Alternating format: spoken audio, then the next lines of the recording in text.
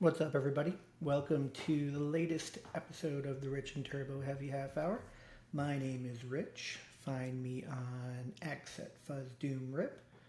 On all the other ones under my name, Rich.Paiva, doing reviews from Usipedia of Metal, and as a Doom Charts contributor. And just wanted to do a quick intro here for the new interview we're doing with the heavy Doom band Daytripper. We talked to the Scribe Sage and the Rogue Sage. This is different than any other interview we've done in the past. Some really cool and fun stuff here, completely in character. And, we just started adding the video aspect to this on our YouTube channel. So this one might be even more fun to watch. So go check it out. Please subscribe and like and do all those fun things if you are listening to us or watching this on our YouTube channel. If not, enjoy just hearing the audio, but enjoy this interview with Daytripper, whose album came out last year on Wet Records, subsidiary of Glory or Death, and they're going to talk about their trek to Maryland Doomfest. So enjoy. Thanks. Hey everybody, welcome back to the Rich and Turbo Heavy Half Hour. We are very excited to have killer doom band out of Arizona called Daytripper with us. We have the Scribe Sage and the Rogue Sage with us. How are you guys doing today? Doing very well. Thank you so much for having us on. We are very, very excited to be a part and to talk more about Daytripper, the future, and a little bit of background, but we are very excited. Thank you, Rich. Thank you, Turbo. It is a pleasure. Absolutely. And coming from looks like your lab, possibly, of what we're talking from.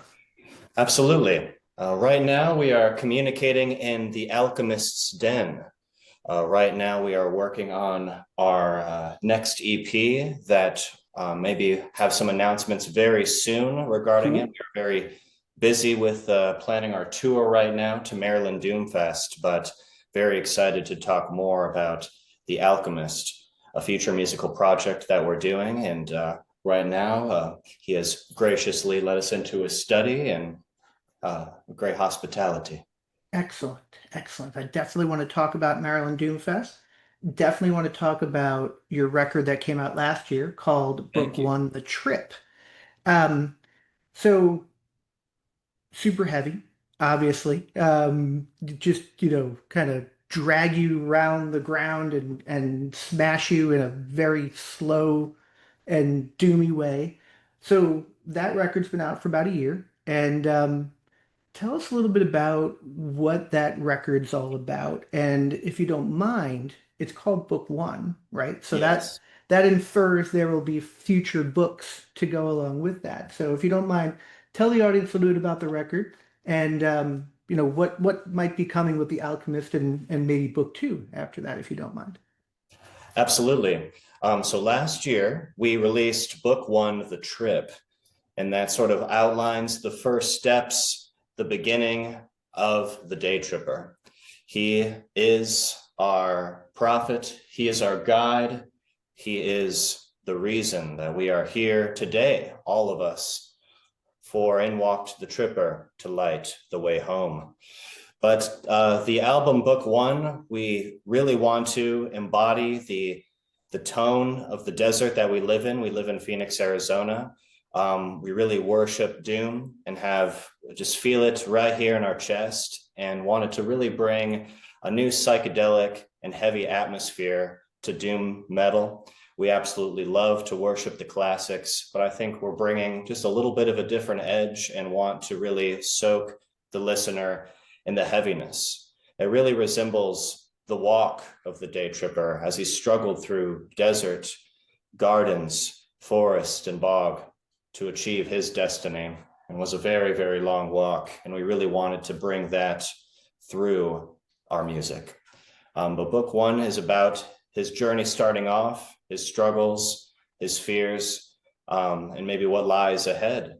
He is very alone in this world, and we hope only to wish him the best of travels. Yes, we truly are the vessels of the Daytripper. We are very much channeling the message told through eons, told through millennia of the story of the Daytripper. And really the only way to embody this sonically is with the loudest, most crushing, most soul-shaking doom imaginable. And we tried our best to bring that in 7 songs in book 1, but the future is yet to be written. Excellent. The you mentioned the bog. Just if I had to call out my favorite track on the record, it would probably be Staff of the Bog. Love that. Love that one. Absolutely. Great tune. And maybe one of the longest songs that I have on vinyl is right now is probably The Trip. That is some epic doom there. Is that kind of the culmination of book 1 where like the kind of leading to everything else that's going to happen within the story of the Daytripper? Absolutely. The Trip really was the final climax of book 1, The Trip. A little earlier in the album, the Daytripper had gotten the Marijuana Con, a sacred tome passed down from my ancestor of the Scribe, but it wasn't easily read, and the Daytripper did not know how to decipher it. He winded up in the bog, thus gathering some mystical herbs and leaf that he found, and had to fled the attack of the dark sludge lurker. But on one cold night in the desert, as it got dark, the Daytripper needed to kiln a fire to keep himself warm, and only had the herbs that he had gotten into the bog. Inhaling the smoke from this herb gave the Tripper wisdom and guidance to read the Marijuana Con. And through this, a path was laid out for him to follow the bones. Nice. I have so many questions and can't wait to see what happens to the Daytripper, but I want to have Turbo. I know Turbo has some questions for you guys too, and I tend to dominate interviews, especially at the beginning. So Turbo, what do you have for the guys? Well, is the Daytripper Jarl? Is this based on Scandinavian lore in any way? And as he takes his trips through the all the scenarios it is to go through. There is a little bit of influence, I think, scattered across many folklores, many tales, and many religions. But we feel like we have uncovered a new text, and the growing of humanity itself has long, and a lot has been forgotten. So there might have been other tales derived from some of these places and these people, but truly, this is a brand new tale. The Jarl, obviously a giant, Jotunheim, the promised land, and inevitably, the Daytripper's journey is to seek out the lost city of Jotunheim so that he may confront the Jarl once and for all. And to clarify, the Daytripper is at odds with the Jarl. The Jarl very much oversees this world in ages past, but the Daytripper is on a quest, evading the eyes of the Jarl, the ever-present eyes, watching everything and trying to, yes, as the scribe said, locate Jotunheim and face the Jarl himself. Well, that's explained pretty well on the album cover, which is pretty cool. Yes. Absolutely. The album cover almost illustrates the Daytripper finding his first city, the lost city of Ishlambul. That is where he meets the scribe to get the Marijuana Con. It also is an homage to the beautiful Arizona desert skies as we looked out upon them and also found the story of the Daytripper ourselves. So you guys are kind of going on I don't want to say like a tent revival, but something similar to that as you bring the story to the masses out in the US, especially over on the East Coast there. Tell us about the tour and what that's going to look like and what people going to a show might expect from the scribes on stage. Absolutely. We will be journeying eastward to Maryland Doom Fest We are very excited for our very first festival appearance, and we are ready, locked, and loaded. We have a couple days going there. We will be stopping in Austin, Texas. Then we will be going to New Orleans and then going to Maryland Doomfest, kind of coming back along the journey. We will be stopping in Raleigh, North Carolina, as well as Lexington, Kentucky. But this will be our first time journeying out more eastward. And on stage, we just love to really bring the vibes. We love to set the tone and tell a little bit about the story of Daytripper and communicating through our music the true heaviness and misery of his plight that he had gone through. There will be readings from the Marijuana-Con. There will be other spells cast forth as the other scribes will have various artifacts. The staff of the bog is in our presence, and the seer sage will be casting a spell on the audience each and every evening. You mentioned that Marijuana-Con will be played on stage. Will the scribe sage be playing the violin along with it? Because Excellent that is question. killer. That is really killer. Add into Thank that you so song. much. I grew up kind of classically trained and playing in various orchestras throughout junior high and high school. And I think that I just sort of taken a different path, learned some other instruments, guitar and drums, and kind of veered more metal. And I absolutely love Daytripper as just a way to kind of bring back the classical side of things and really incorporate my violin into it. And it was just a beautiful marriage. And the second I maybe indulged a little bit in the wisdom leaf myself, I picked up the violin, was playing along to some of the songs, and it just really, really clicked. And I will absolutely be bringing that violin on tour with us and playing it live. I have an electric Yamaha 4-string, and it's killer. I have some effects going through my amp as well, and it really screeches loudly and pierces in a very epic way. It quite literally electric. Love it. I think the challenge when we talk to doom bands who play festivals is figuring out what to play, only because your songs are so long. We talked to the band Clouds Taste Satanic, and they were telling us that they will do like um, medleys of pieces of songs so they can kind of attach different so people can hear not just like one or two of their songs because they probably get 30 minutes, but for the congregation coming to witness this, how is your set list going to be kind of derived? Would it be just a couple of songs or pieces of, or how are you guys doing that?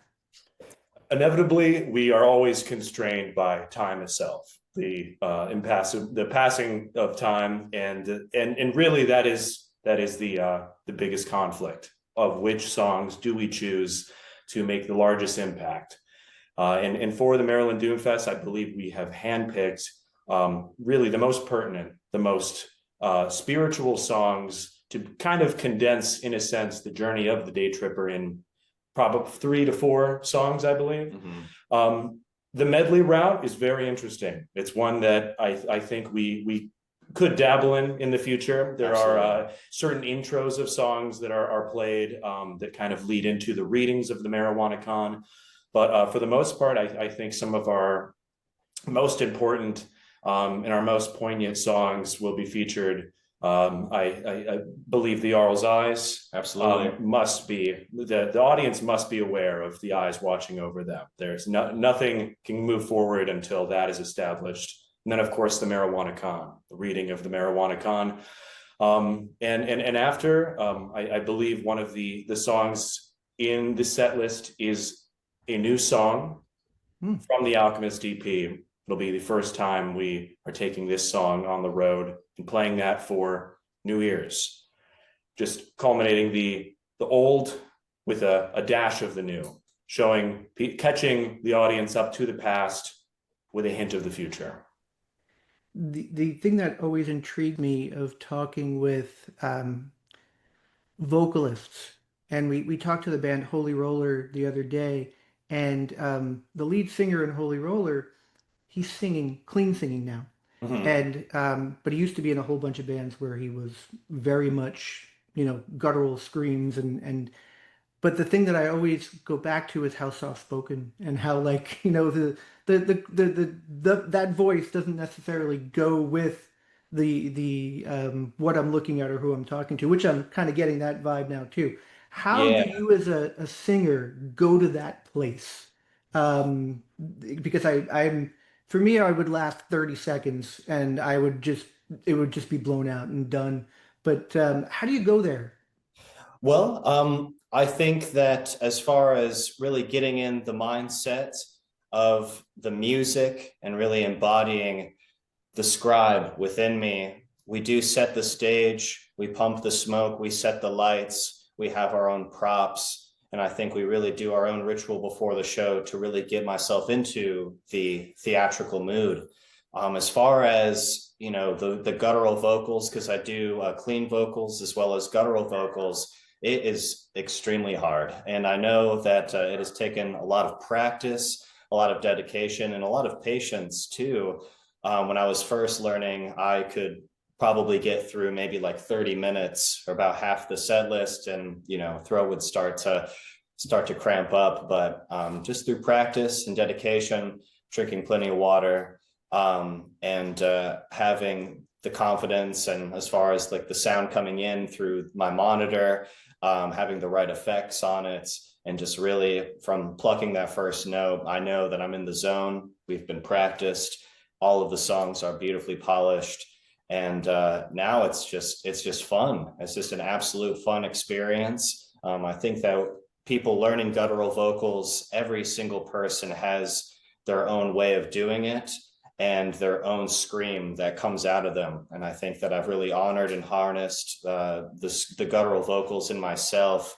And singing, I definitely think I'm paying tribute. I think I have a bit of a higher register, as well as loving influences, of course, Ozzy Osbourne, Black Sabbath, and as well as I think Les Claypool from Primus, and having like a psychedelic experience with the doom that I've really harnessed and I love.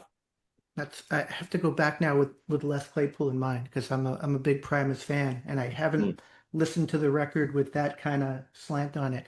I would need the Alchemist to make me some kind of tea afterwards Yeah. to be able to heal my throat after any kind of singing like that. So you might want to hit him up for Absolutely. that too. We'll start brewing some right now for you. Start Put in a good word. Excellent. I have a question as far as your vocals go, especially after learning more about how this album plays out. Are you going from soft spoken to more deep guttural? Are the two voices separate? Is one from Jarl, one from the Daytripper, or is this all the Daytripper's voice? That's a very, very good question. I think that there is a little bit of back and forth. I think that sometimes different songs have a different narrator that is telling the story and is driving the story. I do think that the screams can come from any character in our universe, can come from any person from the lore, as far as maybe screaming out in a state of panic or in misery, and the singing maybe through thoughts of clarity in those moments.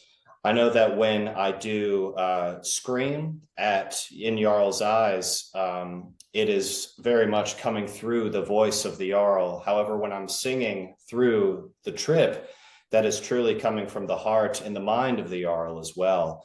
So I think that the screaming and the singing are more of the emotions coming out, and the different songs feature different narrators and different main characters. Here's Will a quick. Sorry. Sorry. No, please. Speaking of screaming, and this is where Rich will probably say you're 0 for 3 in sounds you hear.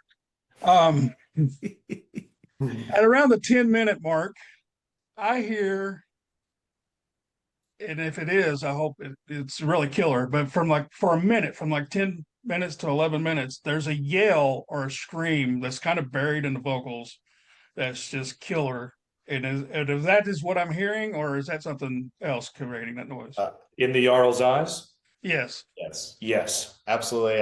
Impeccable ears. Thank you. That is me standing back as furthest as I could from the microphone and yelling as loud as I possibly could for as long as I possibly could, really demonstrating. I think that moment in the lore is truly the Daytripper feeling absolutely helpless.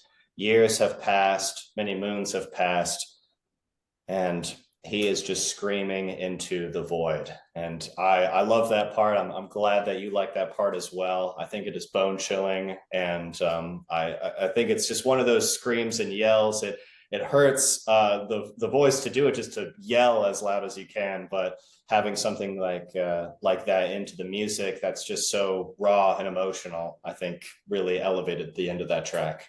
Yeah. I get goosebumps thinking about it. And Turbo, that's good. So I'm giving Turbo a little bit of crap because he thought he heard cowbell on one interview we did, and then he thought he heard harmonica in another interview we did. And he was 0 for 2. So I'm very glad that he was able to hear the scream properly in this one. Yeah. Cheers, Turbo. He has reclaimed his spot as the king of hearing stuff. So excellent. Beautiful ears.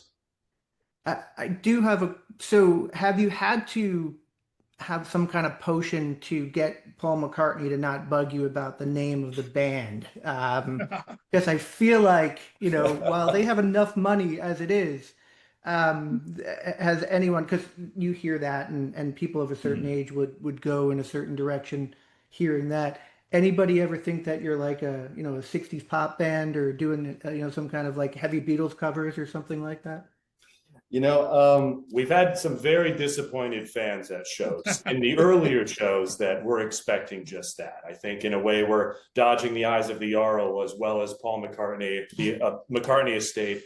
But yes, truthfully, some of our earliest shows, we would have crowd members asking us prior to it, is this a Beatles cover band? To which we would say, no. You should have said yes and have them stay, and then see what their reaction would be. Yeah. Absolutely. All will be made apparent in one note, the first note. We're slowing it down a lot and turning it up more. Excellent. It can be explained as one of Robbie Schinker's bad acid trips with the Beatles. Yeah, exactly. It's just a different point of view. Yeah, it's a very B-side of one of those George Harrison songs that he brought back from his his interaction with the Maharaji. So you mentioned that we're going to get an EP soon. Tell us a little bit about that if you don't mind. And will this go in any kind of different directions? Or are you adding any kind of stuff to the songs here that might make Turbo hear something that maybe others won't, for example? Oh, absolutely. I think that we are truly embracing our newest member, the Seer Sage, and her vocal and synth abilities a lot. And definitely tastefully adding a bit more. We experimented with a lot of different harmonies and vocals on staff of the Bog too. We have my vocals as well as some other female vocals on that track as well. And the Seer Sage has joined the band fully and has absolutely taken it on that song.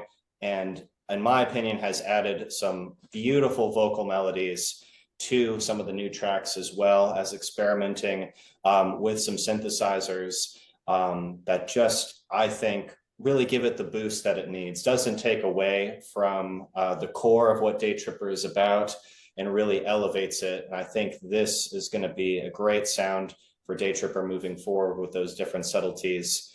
But yes, this is the story of the Alchemist, and he is nevertheless in search of trying to synthesize his own synthetic leaf to gain wisdom, power, and much, much more.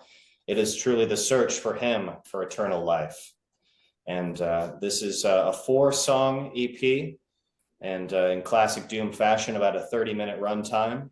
So still a lot of great music for everybody to listen to. And absolutely, we have much more announcements coming very, very soon with some things.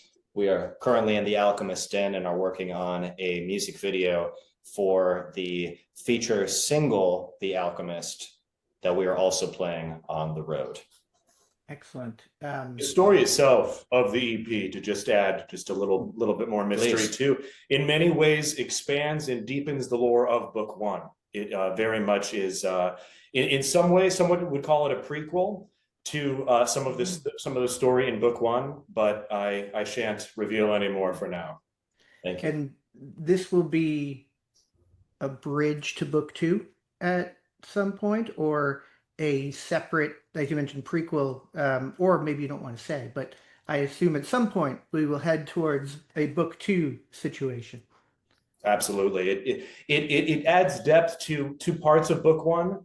I would say for a casual listener listening to albums alone, they could pick up the entire story, going in from book one to book two. But the EPs, as we are planning out for the future, will deepen and enrich the lore that we've already established, providing even more backstory for the true fans, the true sages around the world.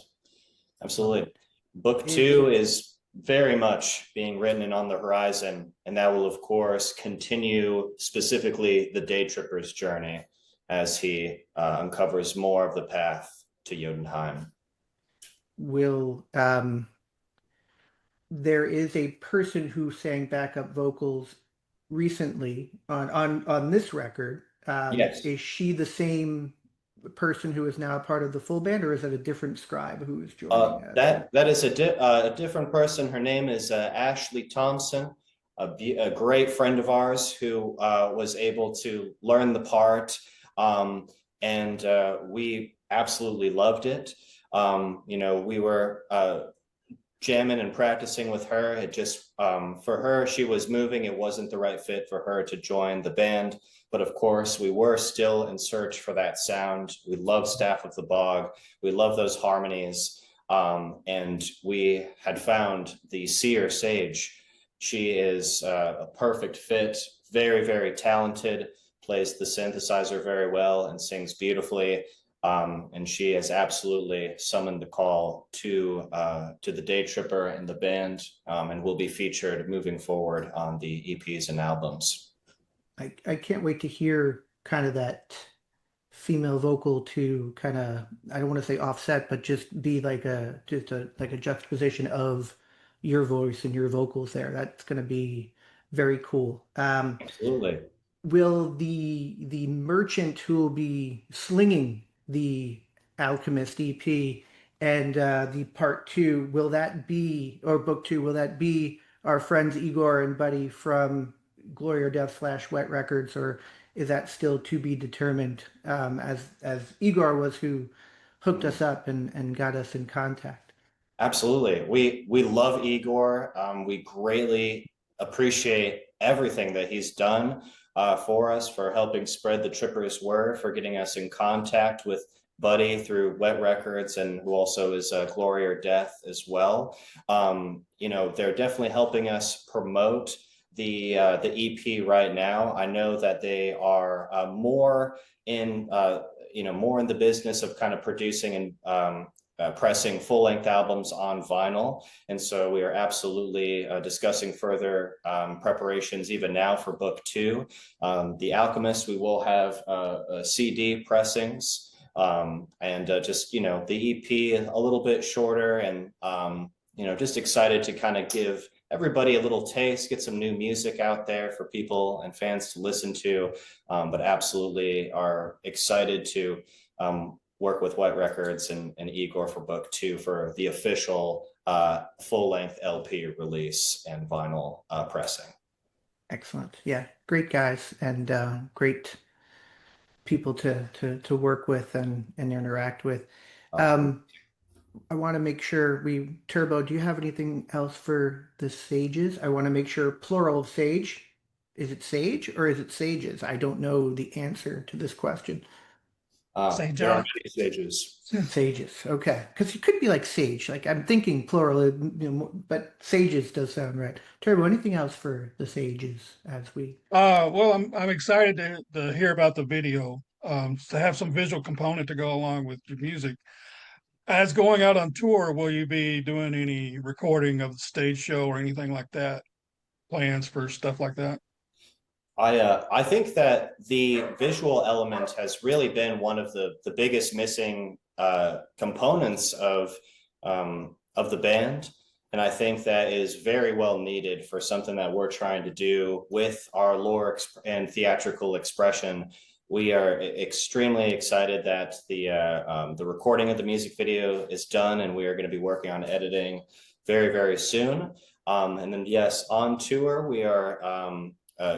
Graciously accompanied by a couple great friends of ours, helping us work our sound with our audio engineer, Jess, as well as a good friend of ours, Lauren, who does professional photography. She works for the Marquee Theater here locally in town, as well as takes pictures professionally through a lot of different metal acts. So they will be joining us and helping us with the content on tour, making it sound as good as possible, and really continuing to put out some good content. The visual aspect, I think we're in desperate need. A lot of mystery behind book one, but we're ready to reveal our faces more to the world. Love it. I feel like starting with like a really grainy YouTube video with very little information on it is a nice way to start the leak and just getting people excited about what you guys are all about. Because I imagine that you're going to make a pretty big splash at Mallard Doomfest, surrounded by all those other amazing bands. I have a feeling it's going to be a really fun show for you guys. And yeah, Absolutely. thank you guys for coming on the show. It was a lot of fun, the Scribe Sage and the Rogue Sage. Go see them out on the road. Go be part of the ceremony that these guys are bringing to you. Um, if they bring out the marijuana con and you want to partake and read some of the lines there, make sure you guys do that. And yeah, Breathe it all in. yeah, breathe it all in. Deep breaths. Love it. And just to reiterate, the record is on Wet Records. It's called Book One, The Trip. It came out about a year ago. You can get all sorts of fun, funky vinyl versions of this. I think mine has all sorts of different colors to it. But yeah, thank you guys. Really appreciate it. This was super fun, and one of the more unique interviews we've done. So we really appreciate that. Thank you And so much. I yeah, really appreciate it, Rich. Thank you so much, Turbo. Super excited that you're into the music, into the lore, and we definitely have much more to share for the future. This was a lot of fun. please come back. We will definitely want you guys to come back when book two is about to drop to do some promotion to the masses of what's coming. Get the some vinyl pre-order out there too, so we can continue the trip. Everybody can, and have a great rest of your day. Thank you guys. Thank you so much Thank you, for gentlemen. taking the Thank you. time. Have a good Thank one, you. guys. Pleasure. You Thanks a too. lot.